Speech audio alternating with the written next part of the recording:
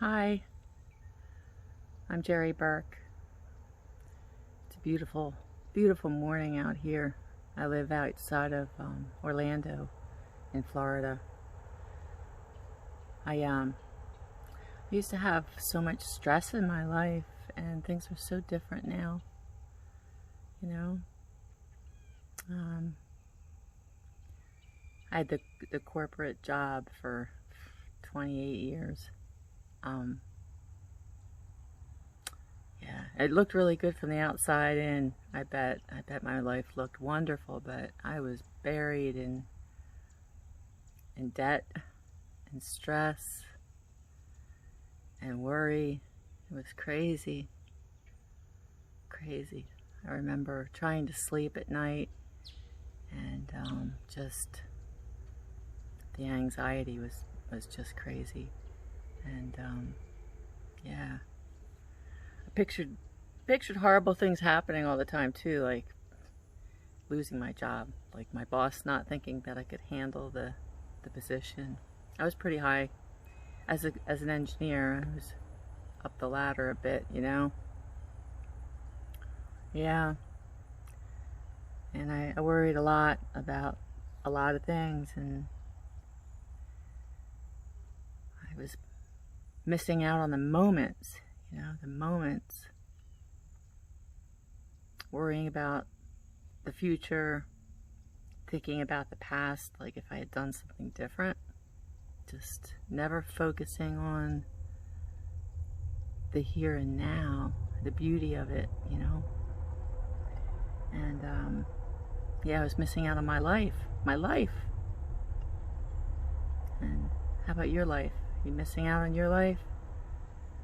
Things are a little crazier than normal right now, huh?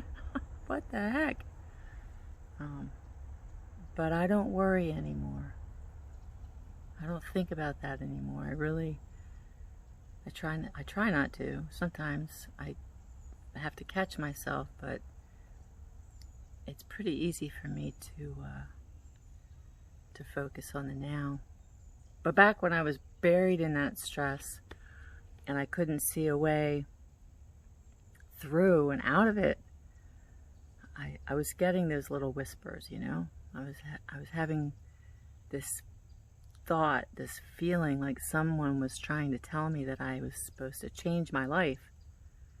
Change your life, like somebody pulling on your shirt tail or something. It felt like angels. I bet it was angels.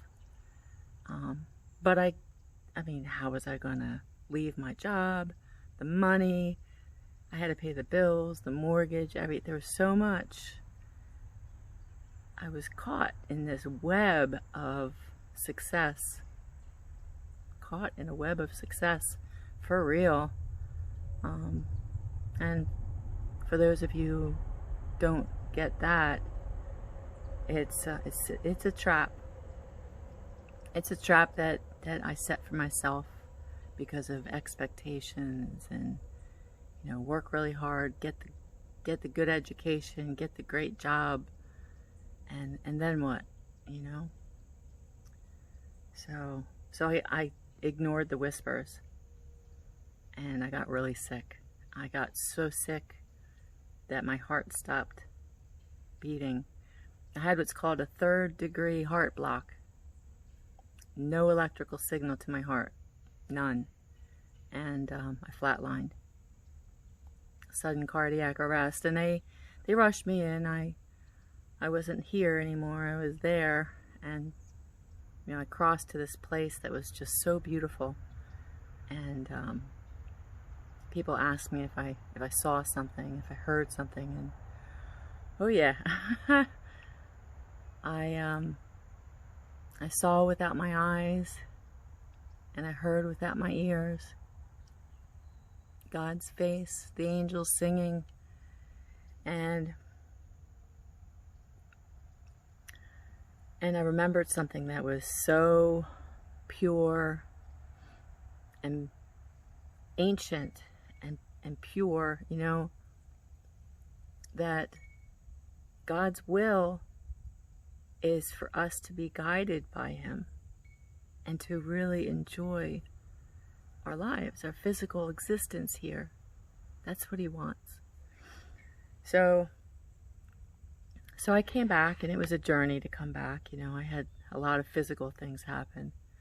But when I came back, I was like, you know, I knew it was my purpose to share this message. And who better to share it than me? I was a navigation systems engineer. I could explain how guidance works, and how we can be guided by spirit. And so I figured out, you know, where's our radio to be guided? And we are the radio. There's all kinds of music stations out there, you know, and but you only hear the music station that you tune to. So God is love, right? And we need to tune to love. So how do we do that? To tune to God's guidance. And so you have to turn your dial to love. And where's the dial? Right? Well, the dial is your heart. So if you can get your heart to fill with love, then you will begin to resonate with the frequency of love, and the frequency that you need to receive God's guidance. WGOD, that's what I call it. God's radio station is WGOD. And yeah, so but right now we're in this really heavy existence, especially right now, more than ever right now, very heavy. A lot of negativity. So it's hard for someone to feel, you know, to feel deep, true love in their heart. But here's a tip, okay? The frequency of love is really close to the frequency of gratitude. So if you can tune your heart to feel gratitude, then you're halfway there, you know. And so gratitude. Right now there's a lot of stuff happening, and how do you find something to be grateful for? And I can give you the, you know, look out the window and see the sun's up. Be grateful for the sun to be up. But it's hard right now. A lot of people are going through a lot of stuff. You know, as hard as you think your life is, I guarantee you there's people that are having it more difficult than you. And not to try to compare yourself to make yourself feel better, but for real, you know, for real.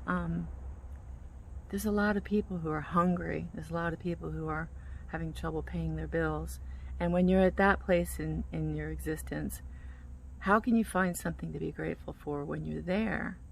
You know, every meal, every time you eat can be something to be grateful for.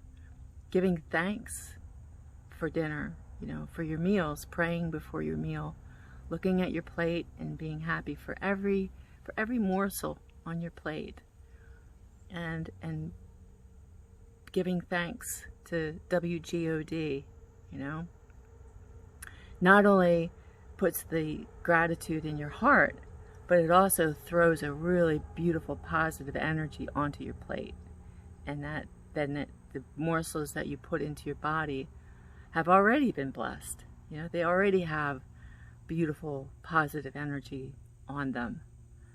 So but there's another tip that I can give you too, if you're really having a hard time with finding something to be grateful for. There's a book by a woman named M.J. Ryan. She wrote it. It's called Attitudes of Gratitude, and it's just a wonderful little book. Just great ideas on the little things to be grateful for. Yeah, and you might be thinking that it just can't be that easy, right? But it really is that easy. And yeah, just tune your heart to a frequency as close to pure love as you can. and you will be able to process his guidance. I'm pretty sure that the inventors of the radio were laughed at when they said, hey, see this little box? There's actually invisible signals in the airway. And what this box is going to do is it's going to capture those signals right out of the air, and it's going to put the music out on this little speaker, right? And they were all probably like, yeah, sure, that's going to happen. So, but anyway, it's your job to tune your heart to the right frequency so that you can receive God's guidance. And remember that it's God's will for us to be guided, and it's His wish for us to experience a joyful life. Yeah. And you might be thinking right now, like, well, what does that joyful life look like? Like, what is it that's going to give me joy? But you don't have to figure that out. That's where He will guide you to that. The only thing you need to do is prepare your body to be a receiver of His guidance, and then follow His guidance. It's like the that song, Jesus Take the Wheel. So I'll be sharing another video tomorrow about another important part of the radio, the receiver, and that's the antenna. In that video, I want to teach you about where the antenna is in the body and how to care for it. There's a lot of pollutants that are not good for your antenna, especially fluoride. You know, fluoride is good for your teeth, but it's not so good for your antenna. It's really not. So until tomorrow, I need a favor before I go. I need a favor from you.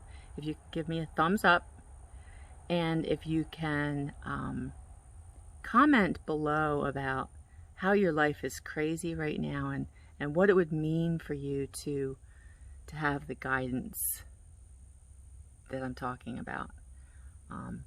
You know, what kind of problems that you're having. And if you have any questions, please post them below. I would love to answer them for you in tomorrow's video. Thank you.